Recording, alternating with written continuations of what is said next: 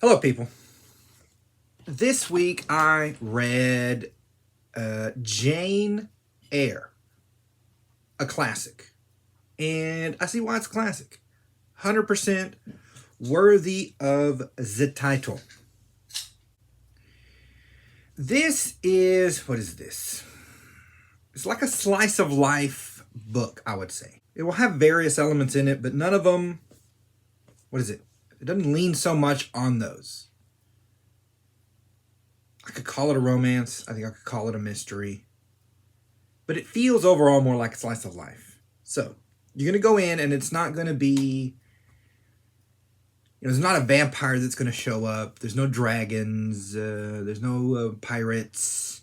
Nothing's going to blow up. This kind of thing, right? Very lower on the scale. This is, okay, so let's say, in the lore of the book, this is a memoir written by the lead, our Jane Eyre, writing her own story. So it's all in first person. Even at one point she says, I covered the things that came to my mind, right? So it's her recollection of these events, the way they affected her, even in time jumps, right? So there's a point where about 8 years goes by, and she's just like, yeah, time went, and then we get back to whatever was impactful to her mind. But there's another element here that this one does, and it's how well spoken, well, not well spoken, it's how well written it is. Right? It's extremely, the verbiage, the language used is wonderful. It's everything you would want. But to get that out of first person, you actually kind of need a person who could do it, right? So if it were written from the baker's perspective, he wouldn't be as eloquent because he's a baker, right? And so to me, that plays a little two ways. Of course, every word can describe your character, but in first person, it's almost more so. And that character has to be able to hold up the things that are described and the way they're described. This book does both of those. So super well written, but not difficult. At least I don't think so. Would casuals like this?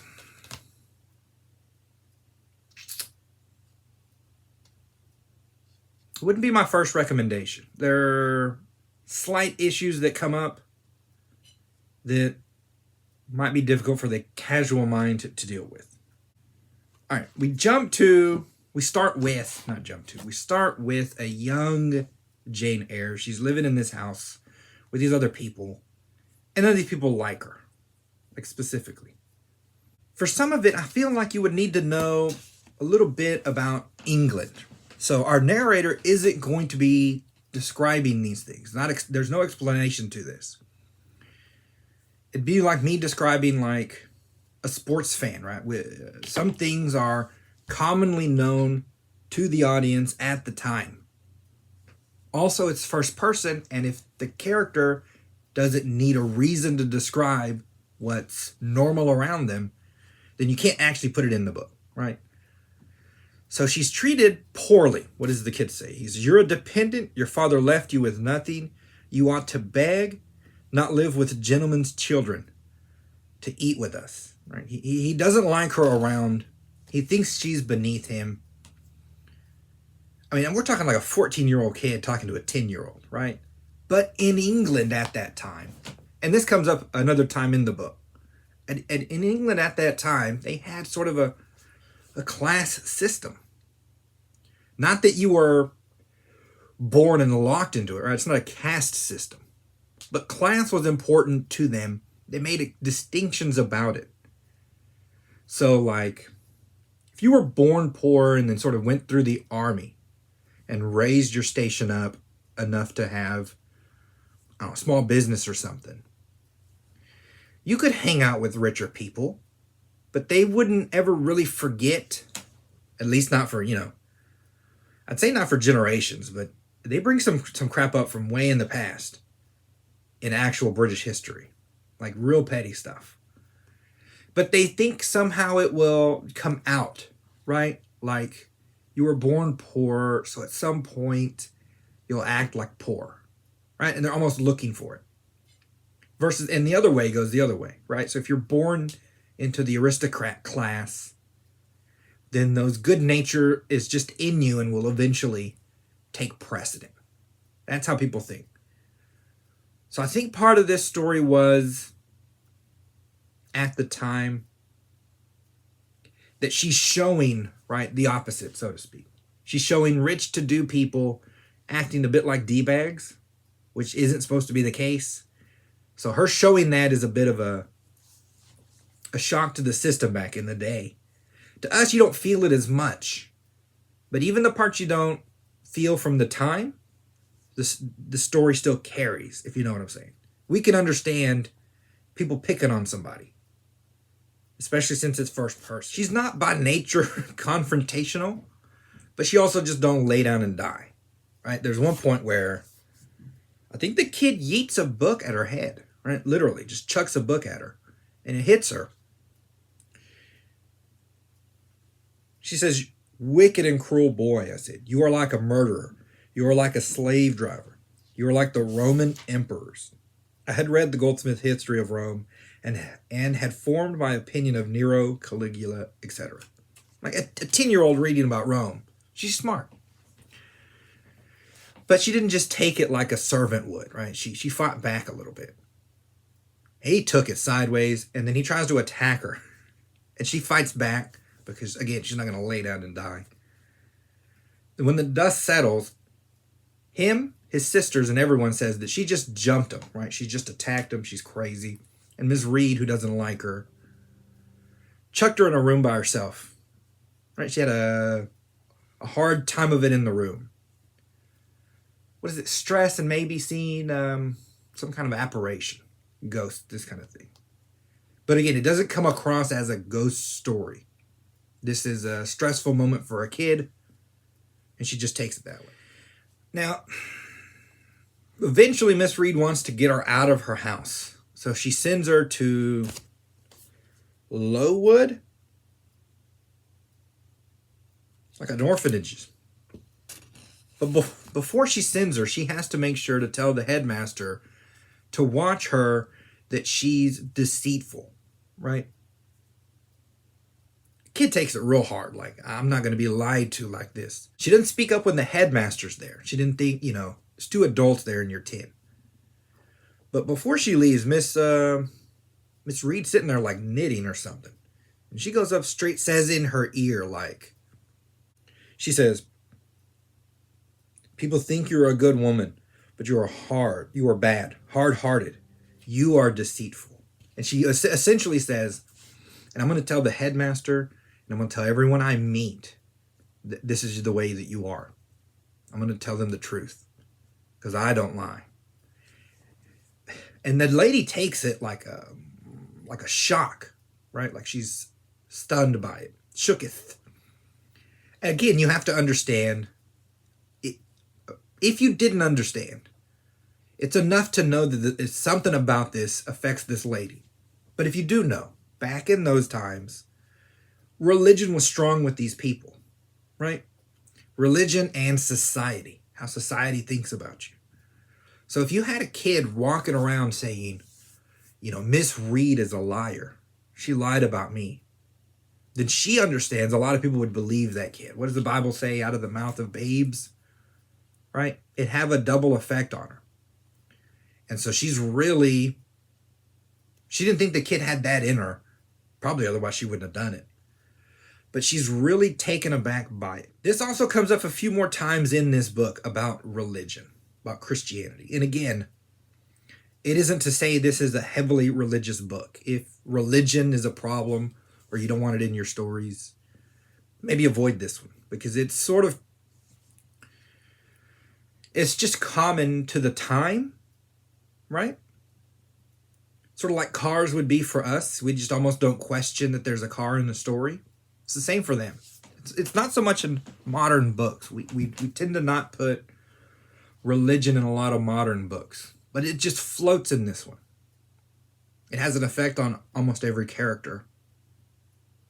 But I wouldn't say it's a heavy theme in it either.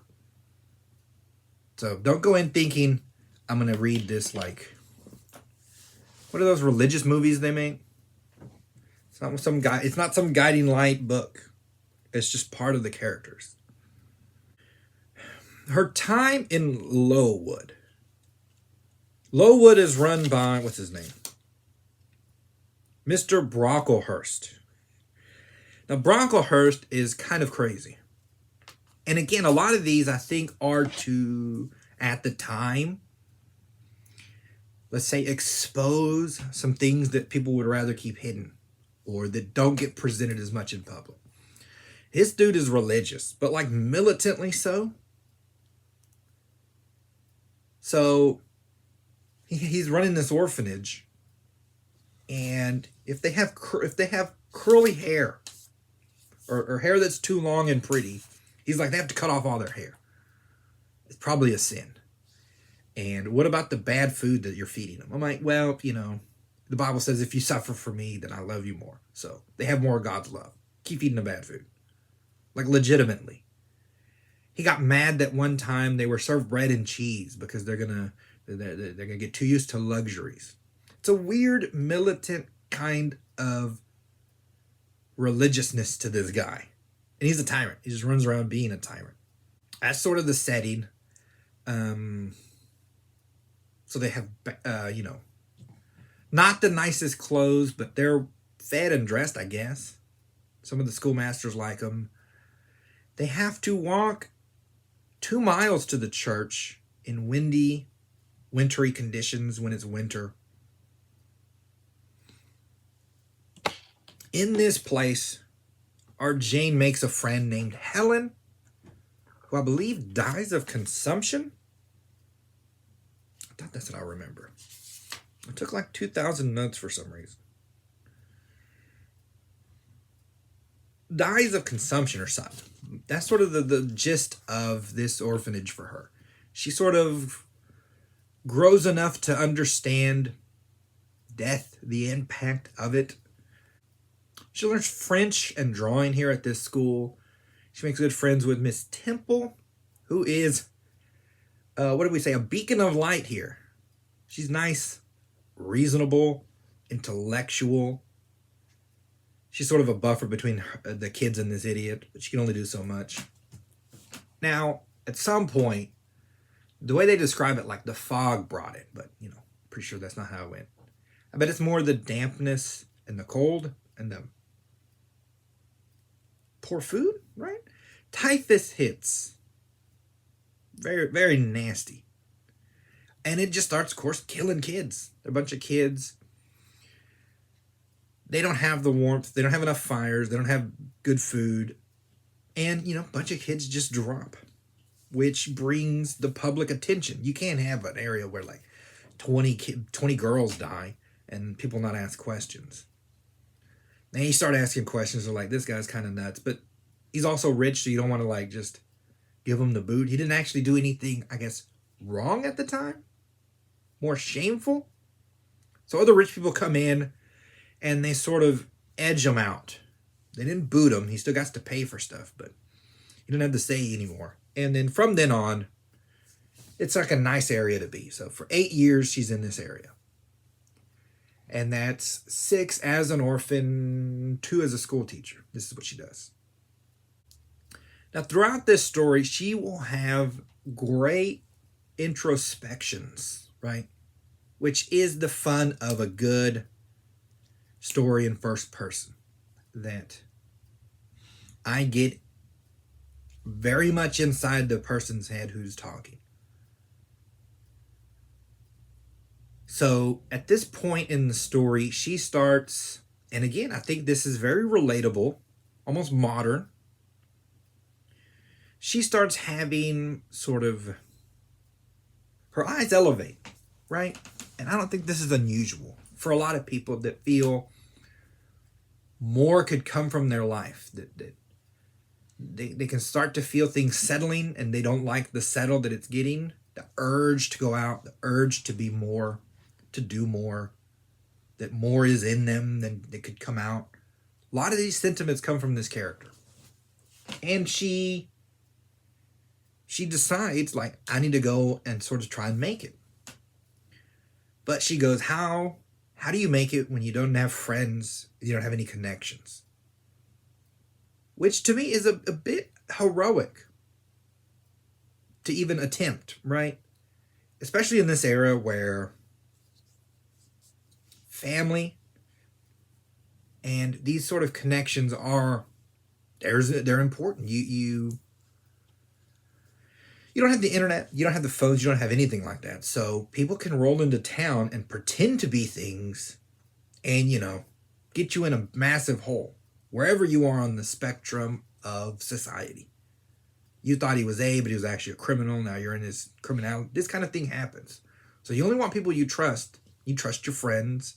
And when they say, I know this, my cousin, that's where you get your seamstress. That's where you get your shoemaker, etc. Right? These towns are very little compact things. So the fact that she, an orphan, with no standing in any way, says, I'm going to go try and make it, I find impressive.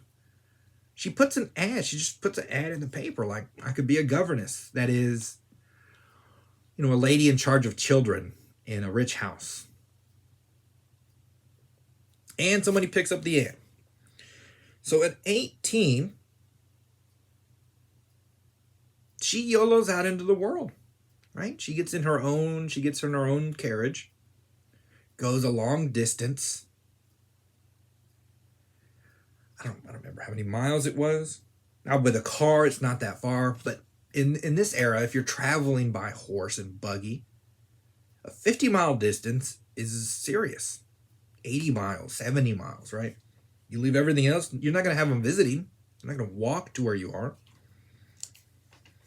She ends up at Thornfield teaching a little French girl who she says isn't particularly bright.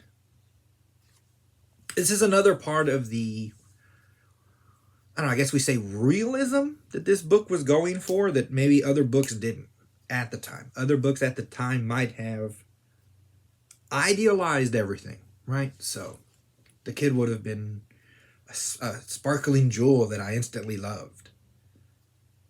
Because you as the writer don't want to say anything bad about a child. But in reality, some kids are just normies, right? That's not negative. That's not particularly bad. He's not going to grow up to be a great general. He might just grow up to be a solid sergeant. Live a normal life and then retire, right? There's nothing wrong with this. But it sounded wrong in a book at the time.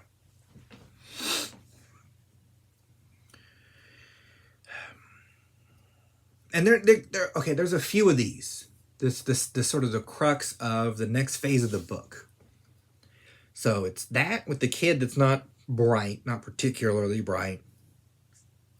There's Mr. Rochester, who ends up being the master of the house.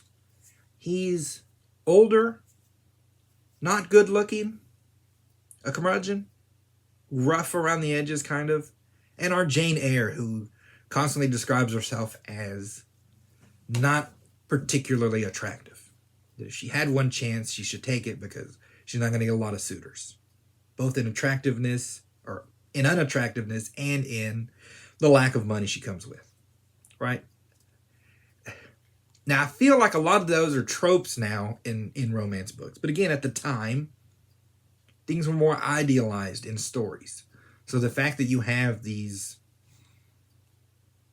offbeat character descriptions was a bit of a shock, I guess, to the system. Another thing about looks in the British at this time, I say British, probably most of Europe, to be honest. And I say at the time, but it's not like things are too drastically different now. Well, I'd say it might be maybe drastically different. I guess in spots. At the time, they would look at your physical build and make some sort of inward judgment about you based on that outward judgment. So if you had a hunchback, that might indicate some weird hunch in your soul or something to this effect. This kind of connection they made. So when you were tall, chiseled, and attractive, they're like, he has all the stuff. We can trust him to do X, Y, and Z good. Right? Silly.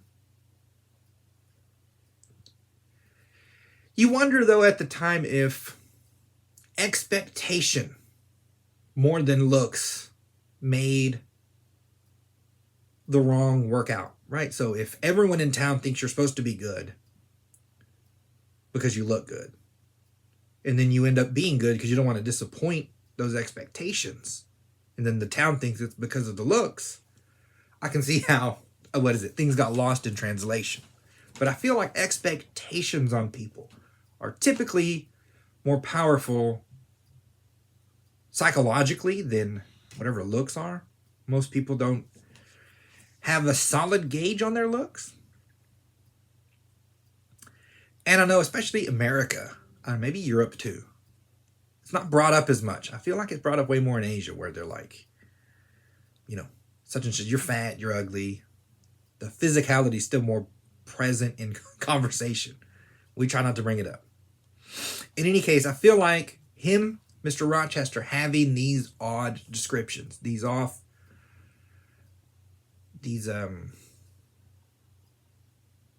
off-course descriptions are part of the point our author's trying to make, if that makes sense.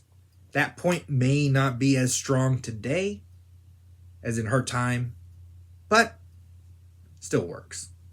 What ends up coming, obviously, is a grade A romance between our Jane Eyre and Mr. Rochester.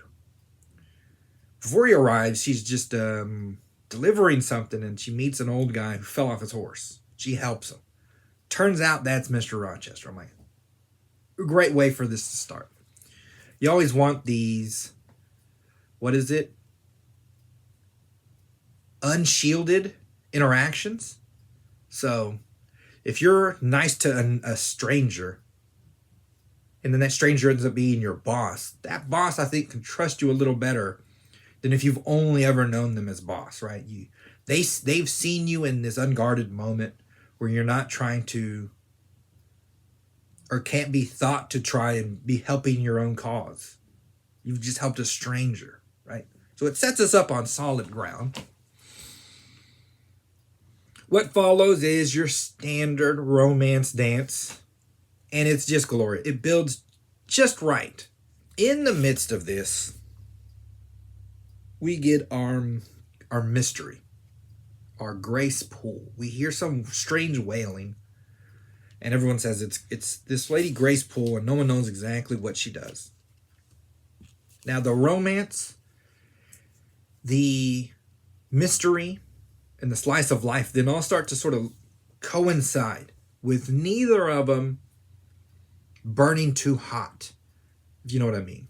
It doesn't overwhelm the rest of the parts of the story. Meaning, if you're reading about her normal life, you're not mad that you're not reading about the romance. It's not the driving force of everything. And when you're reading about the romance, you kind of do forget about Grace Poole and the mystery for a bit.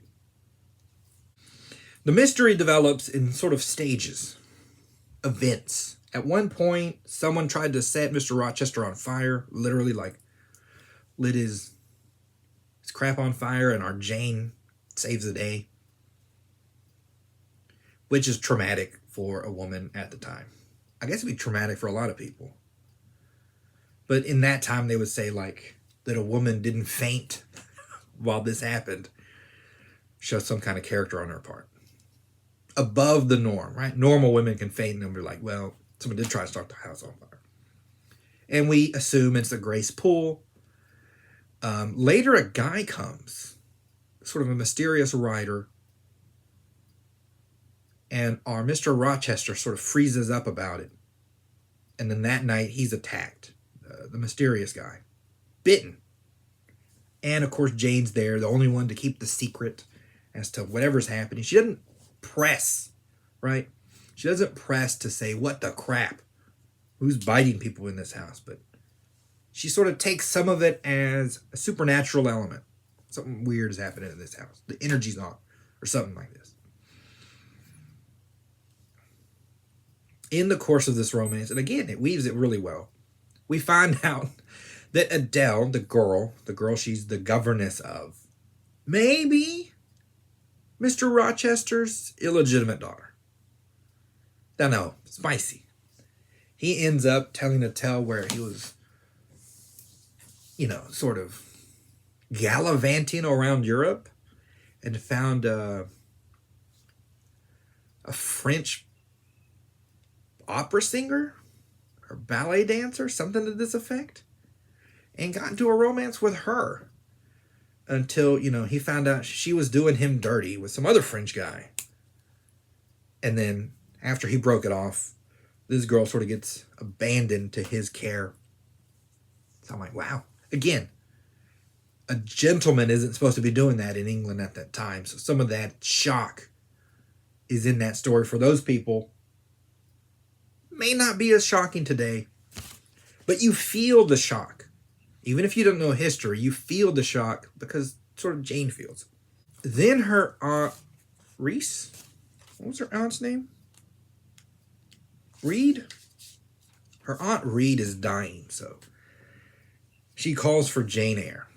Jane decides to go because she's not a child now. The infinite hate she had has, been replaced by maturity.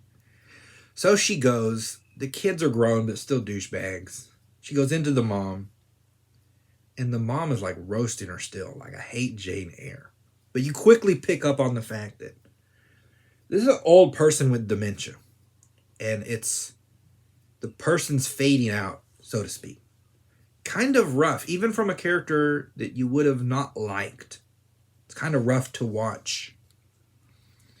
And in this sort of degrading state, through a couple of visits, she ends up saying that she never liked Jane because her brother forced her to take care of her. That as he was dying, he forced her on him. And she didn't get along with the brother, I think. I forget the reasons. In any case, she had another uncle. I think the brother wasted all their money.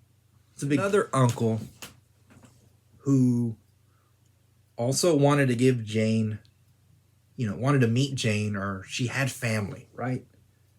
But she never sent the letter forward because she was still full of hate for this kid because of, what the kid said. But that she had kept this secret, and then now, there's the secret, and you can run around and tell people how bad I am. This kind of thing. But the point for our Jane is she has this family connection,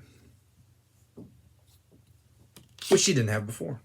But that the lady would keep it secret, which doesn't seem like much, but you can go from, again, orphan to integrated in an entire town with just one uncle, right? It could have changed large parts of her life.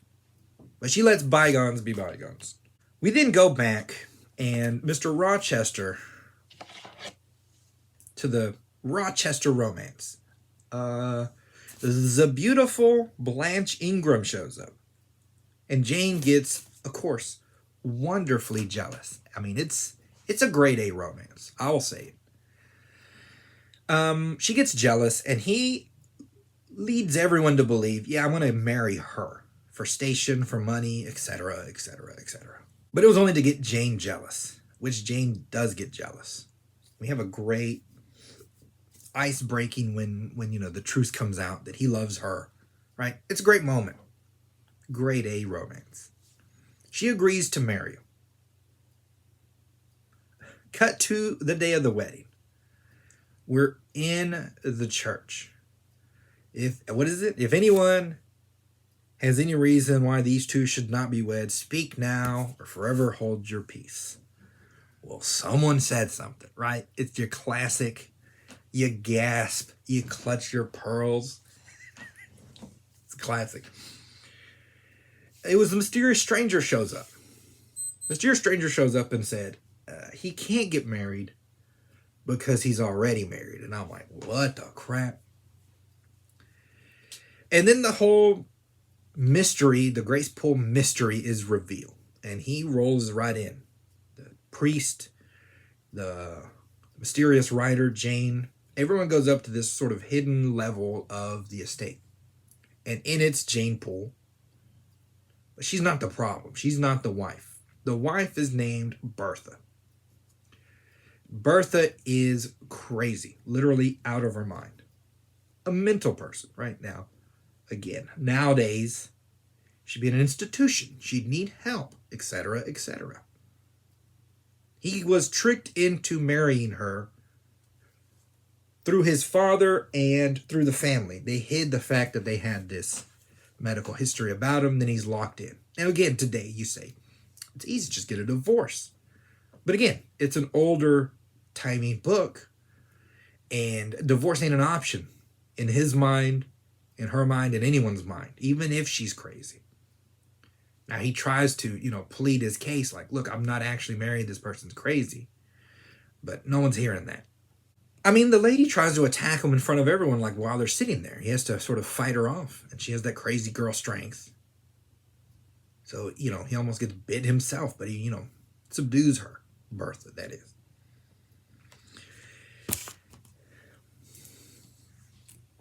Jane and Rochester hash it out the next day. Now, he's pleading his case. And I'll say, I listened to the audiobook, which what's the actress's name? Thandie Newton? I think I said that right. She does every voice here, and she does it fantastically. Highly recommend. But this part, it was so... I'm trying to think, would it be more dramatic if I just read it? And I don't think so. But I will say that the actors here really, leans into the emotion here.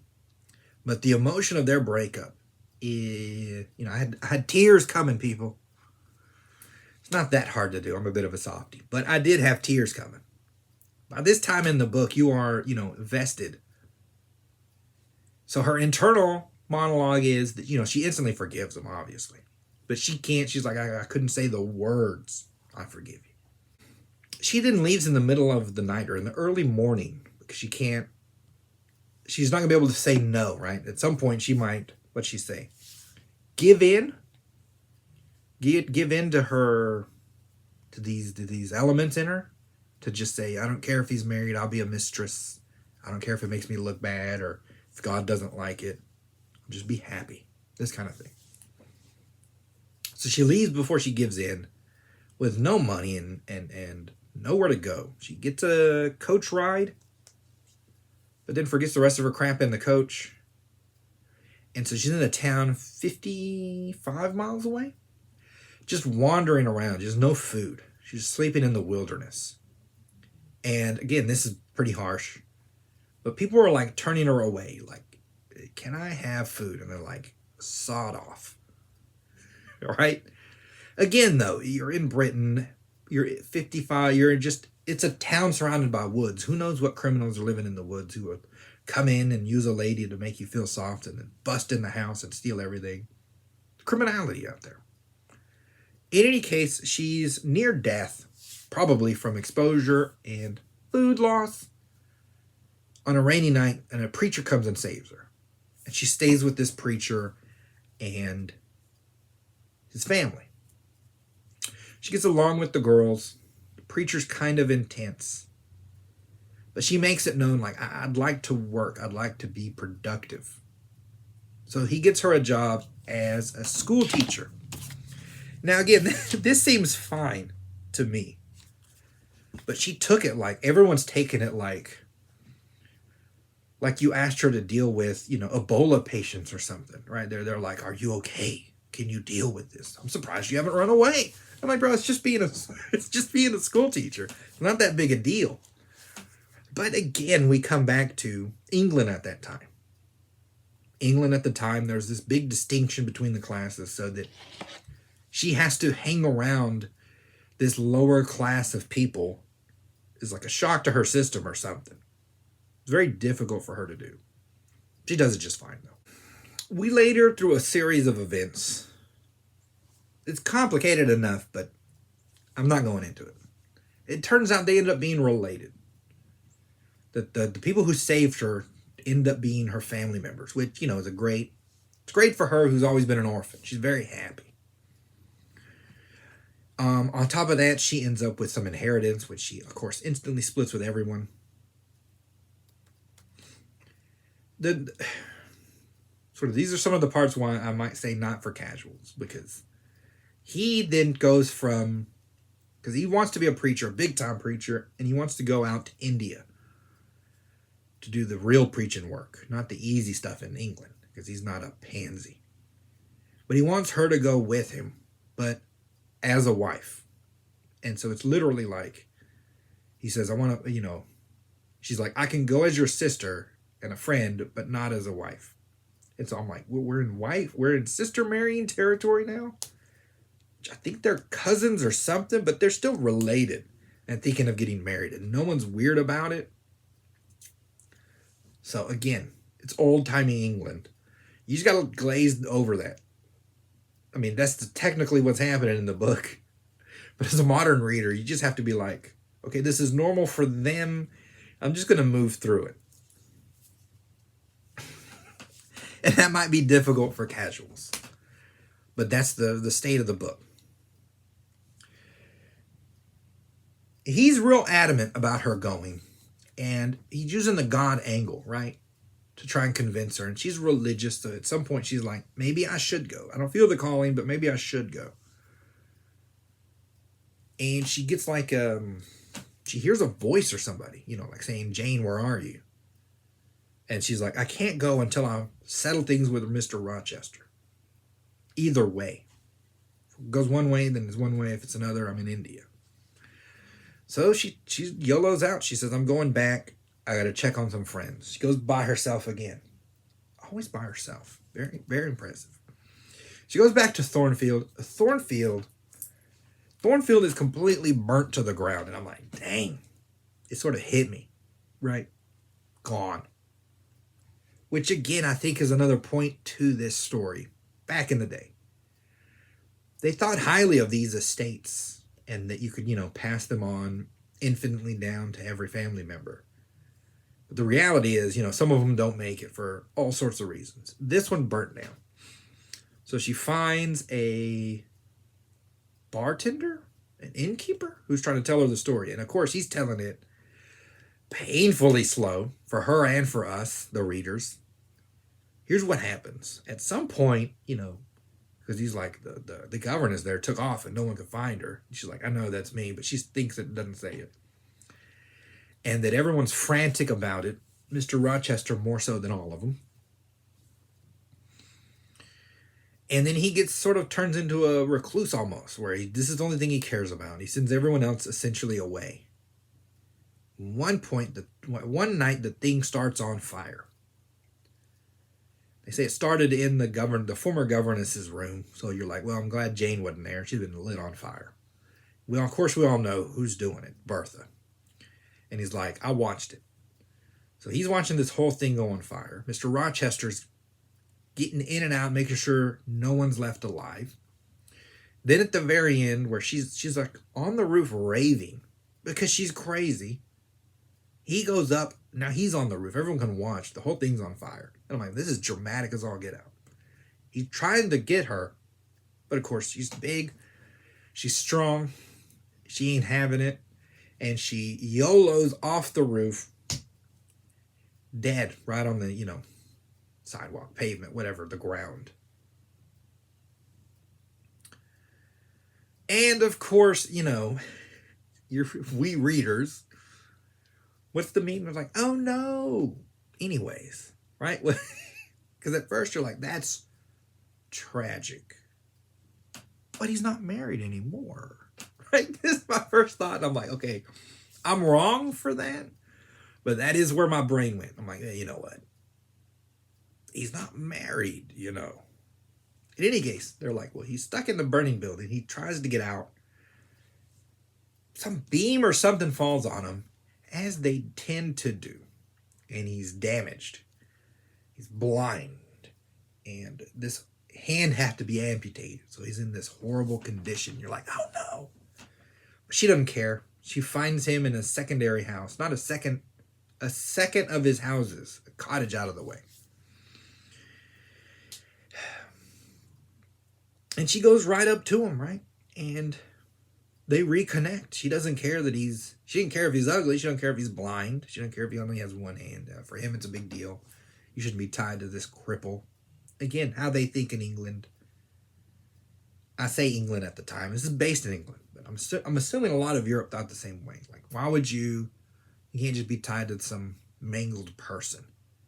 And I'm like, bro, he's just blind with missing a hand. It's not that big a deal. In any case, as painful as the breakup was, the reuniting was just glorious. It's what is it? It was warm milk, people. It was nice. Very nice. She's, helping them recover.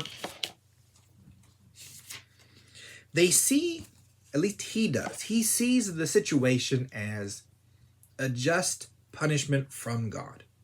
That he wasn't religious before, but then he found himself calling on God actually for the first time. And that he sees the missing hand and the missing eyes as due punishment for his wicked life. And that her returning is God's reward for, turning to God. Big element in the story.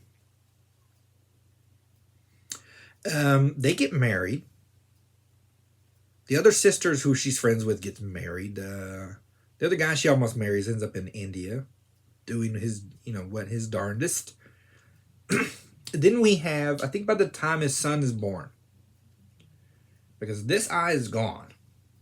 This one's just blind because of the fire. And the hand, of course, the hand's gone. But the fog starts to clear out of the good eye. So then he gets his sight back. Because blind and missing a hand is probably just too much for the story. So he ends up, he can see his kid. He's autonomous again. He's strong and vital. And so ends Jane Eyre. Like grade A romance. Solid mystery. Tremendous slice of life. Everything worked out. Essentially, I'm like happy as a clam. I love this book.